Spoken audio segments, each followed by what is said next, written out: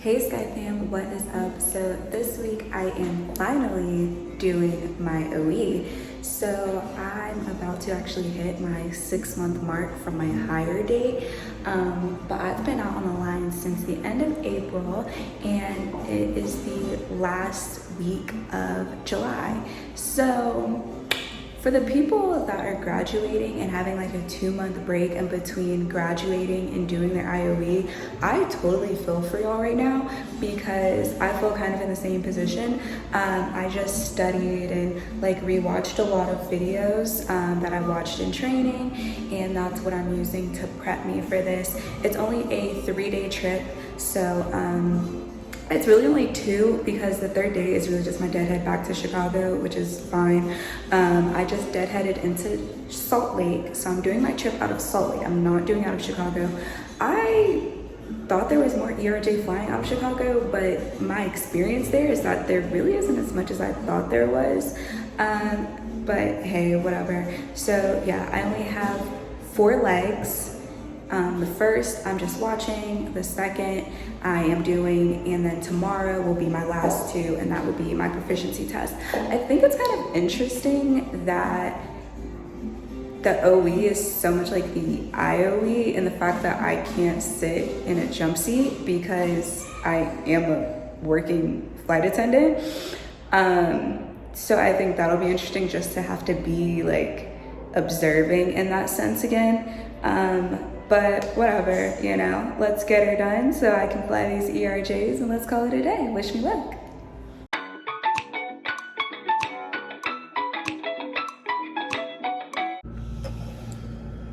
Today's been like a really long day, and the gag is it was only 2 legs, but I had like the deadhead before it, which was actually my longest flight of the day.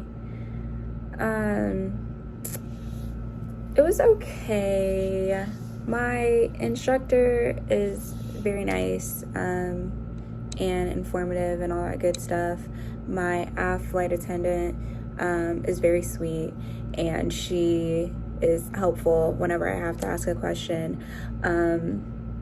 I did mess up during my like practice round, basically, which I think in hindsight, I mean, of course I would have loved to have done it perfect, but I think in hindsight it was a good thing because it made me like 1,000 times more conscious of what I was doing and what I need to remember to do when I have my proficiency check tomorrow, because that's literally all I have tomorrow. Like I only have my 2 legs tomorrow, like, and I'm being tested on those 2 legs, so there is no room for error tomorrow, and I only had 1 practice round basically this time compared to when I did my IOE and I had like 12 legs, you know, and like 3 days of practice, you know. So it's definitely different.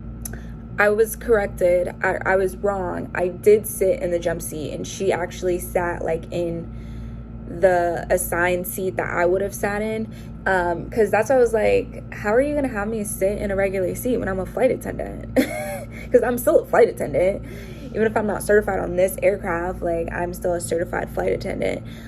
So I was corrected on that. I did sit in the jump seats. I'm definitely gonna want to be aft on the ERJ. She just has so much space back there. I did mess up. I messed up, but it's okay. It's better I do it today than I do it tomorrow. But anyways, I get off, I get done with my flight, and I'm getting a call from crew scheduling as I'm still working on the flight. And so that's like, it's I can't answer because I'm working, you know. But it was this whole mix up that was really a mess. It was looking like it was going to be a change to my schedule, because I'm in Phoenix right now, which is also one of our bases, and it was almost like I was going to get put on a flight tonight, like work another flight in the middle of my training, but it all was resolved, I guess, and I'm still with my crew, and I will be finishing my OE tomorrow. And that's all I have, and I'll be staying the night in that city, and then I'll be deadheading back to Chicago, and I'll have 2 more days on reserve, which I still don't know what I'm gonna be doing on those days. Those days are still just empty. The thing I did like about last month was that even though they literally worked me every single day, I think I broke guarantee last month, and y'all still be asking me about my paychecks. I think I finally broke guarantee last month, and if I did, I'm gonna double check, but if I did, then I'll show y'all the difference that looks like from like my June check, because my June check was such a joke. But I also worked like, I don't know, less, like maybe half the time I was supposed to. I don't know, I had special circumstances come up. So I'm so tired though. I'm so happy that at least I have a late call time tomorrow. I don't think the call is till like 3. Yeah, because I think my shuttle isn't until like 3:10 in the afternoon, and Lord knows I need that. So I'm gonna sleep in. I'm probably gonna get some brunch with the other flight attendants, and yeah, but I'm going to sleep and not set an alarm. Your girl's tired. I promise y'all, this is better than melatonin. Being a flight attendant, I cannot touch a bed and not just immediately go to sleep. I see a bed, I'm asleep. You see this? Once I'm done talking to y'all, shower, sleep. What? I'll check in tomorrow. I ended up writing in my notes in my EFAD, basically step by step of everything I need to do for the flight, just so I felt more comfortable. I'm just gonna keep going through that, keep reading it, watch my videos, and make sure that I have this down, because I'm not doing it again. Good morning. It is about 9:40 a.m. I am in Phoenix, and I'm about to go get breakfast with one of the other flight attendants. We don't leave until like 3 today, so it's actually the aft flight attendant, so I'm gonna kind of like go over some things with her if she has any pointers for me, and then I'm gonna go through the notes that my instructor gave me, maybe with her, but definitely when I come back. So I'm gonna go have some breakfast and show you what it's like in Phoenix. I've never had an overnight here. I've never been this west before, like this west coast when working, because you really only come this west coast if you're flying on ERJs, it seems like. But yeah, let's go.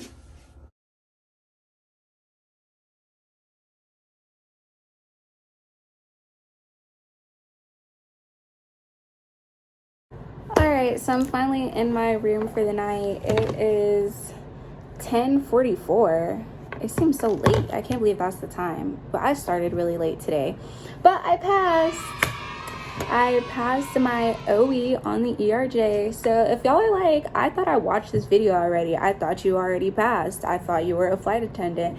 In our company, we have CRJ aircrafts and ERJ aircrafts, and so it's different protocol, it's different doors, different procedures, flow of flight, things like that. So if you do your IOE on an ERJ, then that's all you do. You are certified for the ERJ and the CRJ, because it's kind of like the ERJ is harder, or there's just like more things to it than the CRJ. And so if you do your IOE on the ERJ, you are certified on everything. But if you do your IOE on a CRJ like I did, then you have to wait to do your OE on an ERJ to get certified for that aircraft, because how many differences there are within the aircrafts. Initially, I was a little disappointed that I had my IOE on the CRJ, because I didn't want to have to go through doing an OE, honestly, to get this other certification.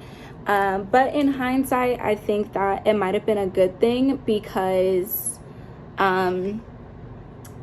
it's a lot. Like the differences, they are significant almost, and I feel like having to do both in the long run was beneficial, although it was very stressful to like go through the whole like cert process again. and just feel like you're constantly being watched after you've been a flight attendant and you've been working and you have your own flow to things, and you're now having to do it exactly how this instructor basically wants you to do it because they're passing or failing you, really. So that's like the only thing that was like about it, if you get what I mean. But I did pass. My biggest advice, so let's go over things to do, because I was not perfect during this. Like, I'm gonna be so honest and tell y'all everything that I messed up on, because I told y'all I messed up on my first leg. The thing with today was I was able to get all of her notes, all of her remarks, and she had plenty of them for me, y'all. So I went over everything that she made notes about, before going over my study materials for today. I rewatched videos. Use all your resources. Use all of them. It's just like your IOE. You can use all of your resources. Use your EFAD. Use your lanyard. We have a lanyard with information on it. Use your AF flight attendant. My AF flight attendant was amazing. So use all of your resources, because you don't want to do this again. I was really like, at one point I was like, if I have to do this again, I'm gonna be bruh, and a nail broke, and like 2 more want to break, and I'm ready to go home. I'm doing this overnight in Salt Lake right now because I'm deadheading tomorrow. Like, literally, I'm just deadheading tomorrow, and I'm probably going to cancel my deadhead and just go home, honestly. Anyways, as far as advice, take your time, slow down, and use every single resource that you have available to you, because it's just going to help you to use every single resource that you can. So the thing with me doing it today is that yesterday we only had 2 legs, and we didn't change aircrafts, so I didn't do a pre-flight at all yesterday. And I was watching the pre-flight video before, my first leg even started, and I was like, whew, this a lot. And I was like, this is not like, it's different. It's different from the CRJ, which I've now become really accustomed to. And frankly, I enjoy, but it's because I'm used to it at this point. I didn't have a choice but to fly CRJs. But I did my pre-flights. Those went well. I cannot stress enough. I think I said this before in the IOE video. I cannot stress enough. Have your pre-flight on lock, like from training. Have your your pre-flight is so important. When you're on the line and you're real life working, it's gonna take you 2 minutes maybe, to do your pre-flight. You will have it down. And then when there's instances when an aircraft comes in late and you're on MST and you need to make sure your flight gets out on time, you need to be able to get through your pre-flight safely, accurately, and quickly. I cannot stress enough how important it is to really have your pre-flight down. So even after it being a few months, which I told you, I really feel for y'all that are doing your IOE after a few months now, because it was a trip, slick. Have your pre-flight down. Can't stress it enough. So that was one thing. So today we switched aircrafts. So I had 2 legs today. That's it.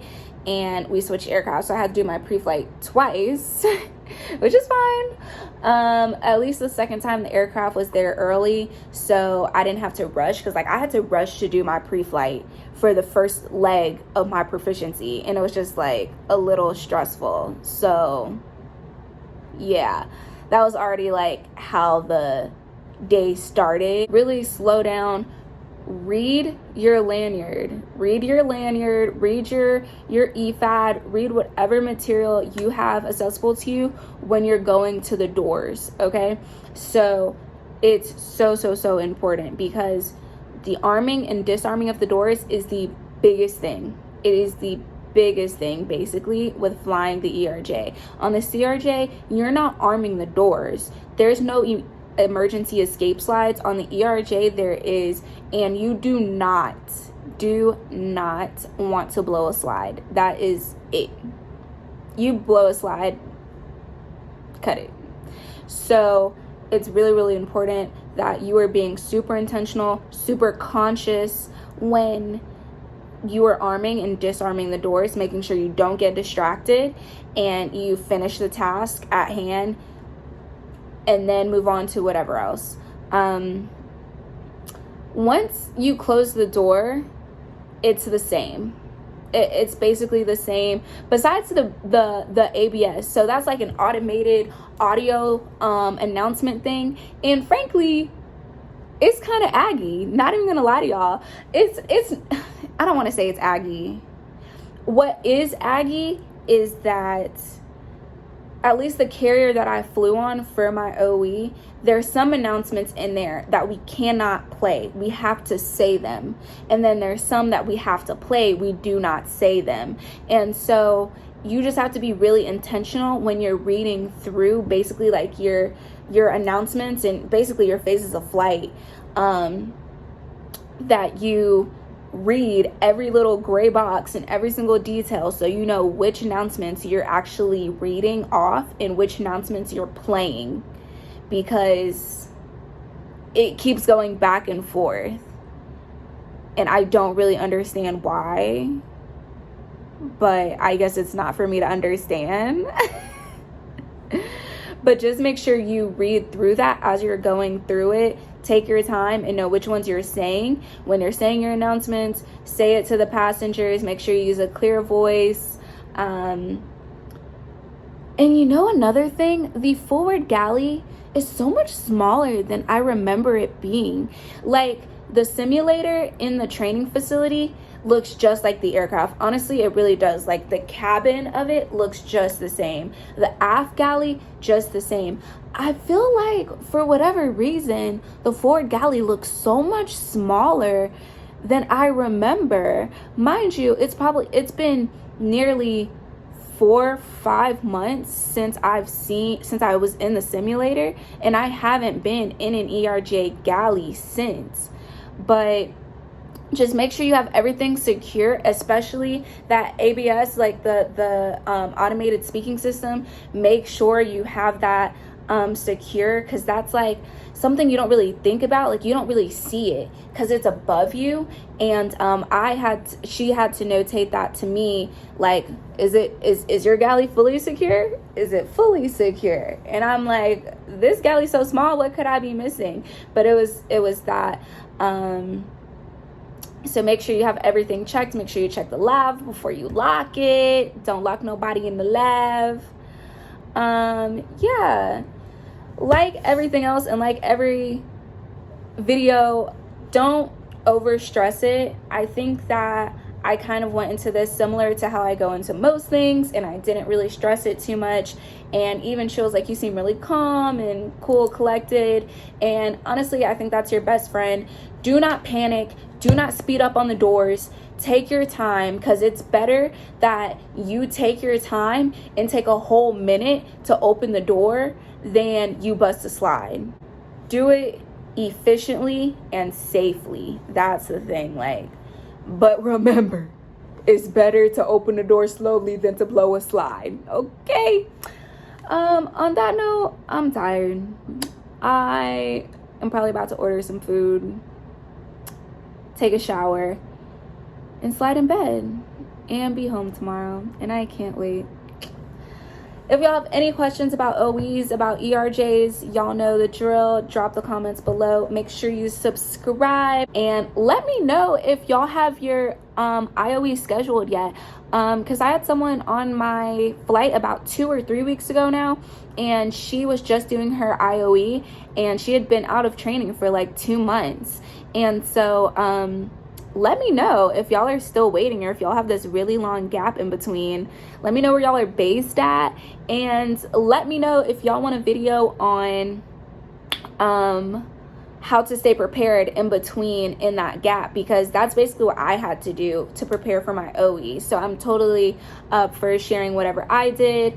And the last thing I do want to say is I made a notes. like in my EFAT, I brought up the notes and I literally put line by line like what I was supposed to do today, especially with things I forgot during my practice leg.